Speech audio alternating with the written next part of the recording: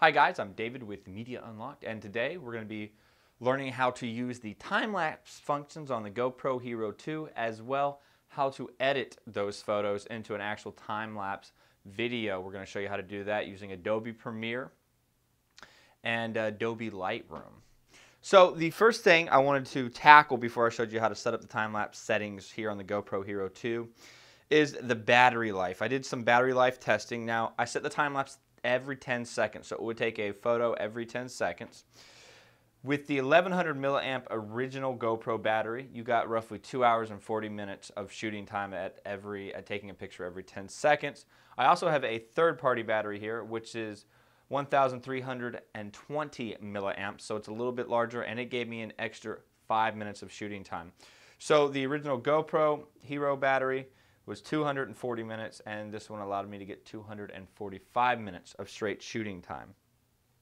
So the first thing we're going to do is we're going to pop in the battery. Now we used this battery right here last night to shoot a time lapse, which you guys will be seeing as we edit it today. So let me pop in the original GoPro here battery, and we're going to go over some settings to set up your time lapse, which is actually really simple. It's not going to take too much time at all.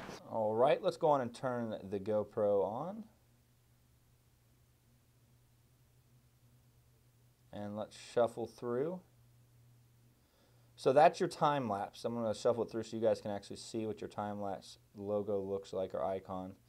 And this is your time lapse icon. Now I've got it set to 5 seconds. So every 5 seconds it will take a picture at 11 megapixels. I have a full battery life.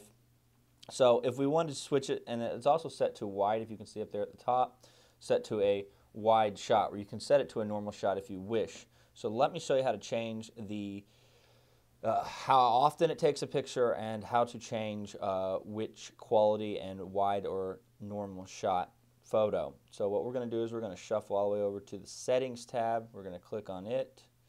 That's for video. That's for video as well. So right here you can scroll through. You can do 11 megapixels, 8 megapixels medium, 5 megapixels wide, 5 megapixels medium. So I'm going to keep it at 11 megapixels. So let's keep shuffling through. And then here's how you set your time lapse right here. So we'll go into that. And you can set it at every half second, second, 2 second, 5 second, 10 second, 30 second, 60 second. And those are your different functions. Now I like to keep it at 5. That seems like a really good interval for me. So we're going to go on and select 5. And then we'll just shuffle through. Back to exit, and we'll exit back out, and we're at video mode. So that is how you set up time lapse. So the next thing we're going to do is I'm going to show you how to import your photos into Adobe Lightroom, edit them, export them out of Adobe Lightroom, re-import them into Adobe Premiere, and make your final edits and your time lapse right there. I'm going to be showing you how to make a time lapse video using Adobe Lightroom and Adobe Premiere. Now we are working with the GoPro Hero 2 for all of our photos. This workflow should work with any camera out there that takes or any time lapse that you have to put together. So let's go on and start it up. So the first thing we're going to do is we want to pull all of our photos off the SD card, which are going to be right here. Now something I'm going to go into depth a little bit further later on in the video, but I just want to talk about real quick here, is the way GoPro Hero shoots. As you can see, the first folder, it takes 999 photos per folder. The thing is, each folder starts back at the same exact number from the previous folder. So all 3 of these folders, as you can see, all start at G0010001, which can be kind of frustrating if you're if you have like a time-lapse software and you drop those photos in there. The software is going to get confused because it's going to have 3 different photos that are all the same number, and it's not going to know to put those in the right category. So I'm going to show you how to rename all your photos, so when you import them into Adobe Premiere, it will recognize them as an image sequence, and you'll be able to actually get a nice looking time lapse. So what I've done is I've already copied all my photos into my external hard drive right here, as you guys can see, and there they are. So what I'm going to do is I'm going to only import some of these photos into Adobe Lightroom.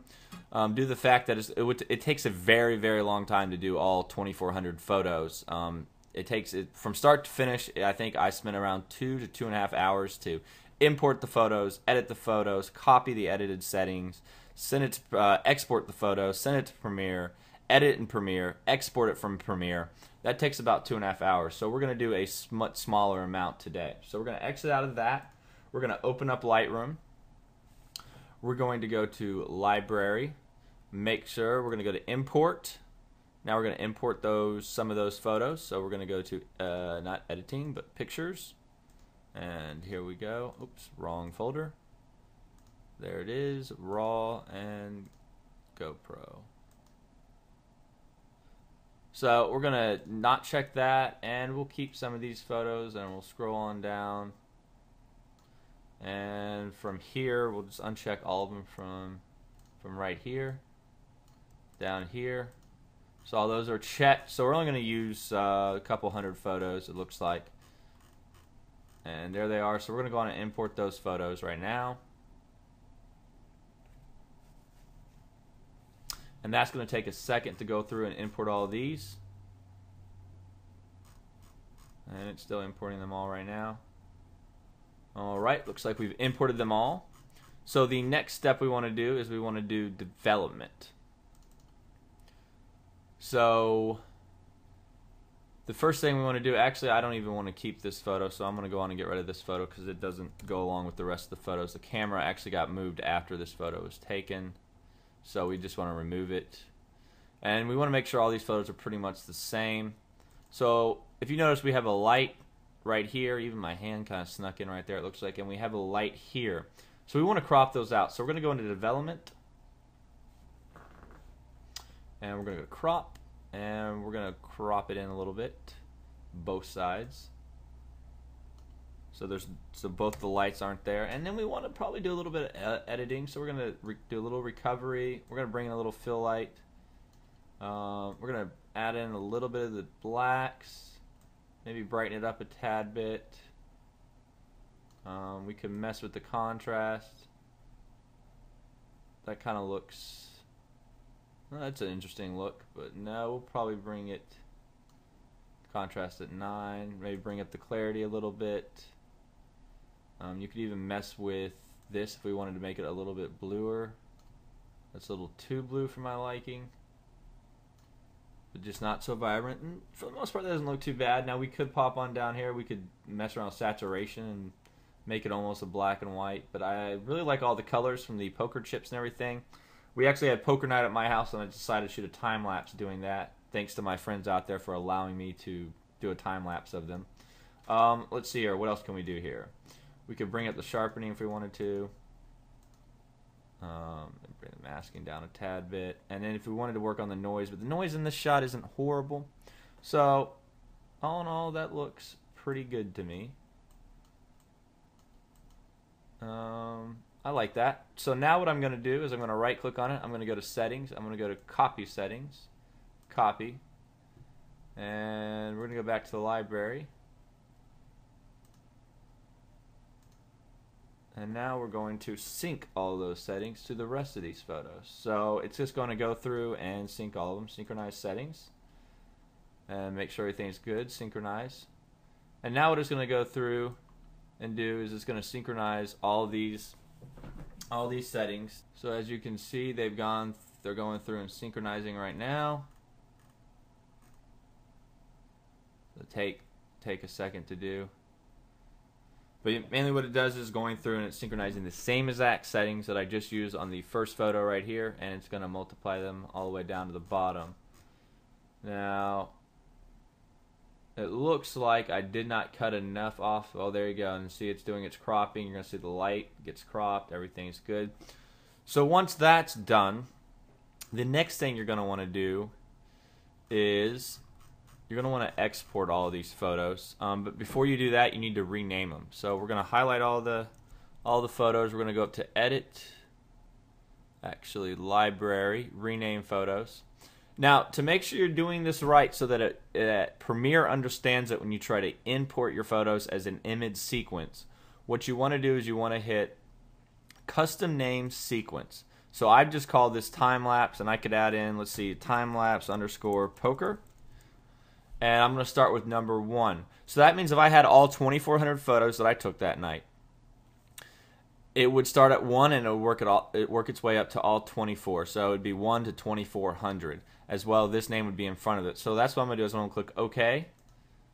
And it's going to go through and rename all those photos. Once that's done, you can just make sure all the photos are still highlighted. Right click, export, export. Where do we want to put it? And we'll call this one, oops, we don't want to put it in the raw 3 photo. We want to put it in the raw folder. Then we'll just call this one just raw. Click on that, click OK. Make sure all your settings here are good. JPEG, quality, let's bring my quality up to 100%. You just go through it. For the most part, everything looks pretty good to me. Then I'm going to hit export.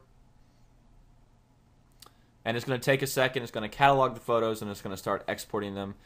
For 300 or 400 photos, the exportation probably will take about 10 or 15 minutes on my computer at least. That's how fast it is. So now what we're going to do is we're going to let them export, and I'll come back to you guys as soon as the export's finished, and we'll dive into Adobe Premiere and how to get your time-lapse going. Alright, so once this has been finished, we're going to downsize this, and we're going to open up Adobe Premiere.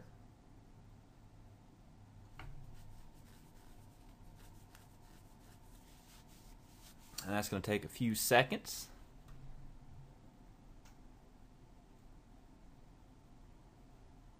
And here we go. And it's going to be a new project.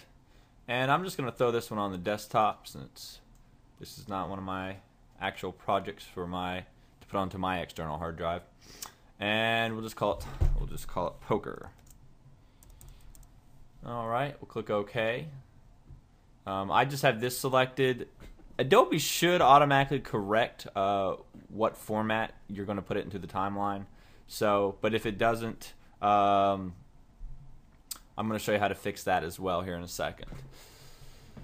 So once you're in here, we're going to go down to the sequence settings. We're going to double click here, and then I'm going to go to my actual time lapse. It's going to be under raw. We called it raw, and there's all my photos. Now, if you notice, when I click the first photo and then I can click image sequence, all the photos are going to be read correctly enough so that they can be brought into Premiere. If when you're in Adobe Lightroom, if you had picked something other than image sequence to rename them, Premiere actually would not recognize it, and you'd have to go back and redo it all. So we're going to open it up.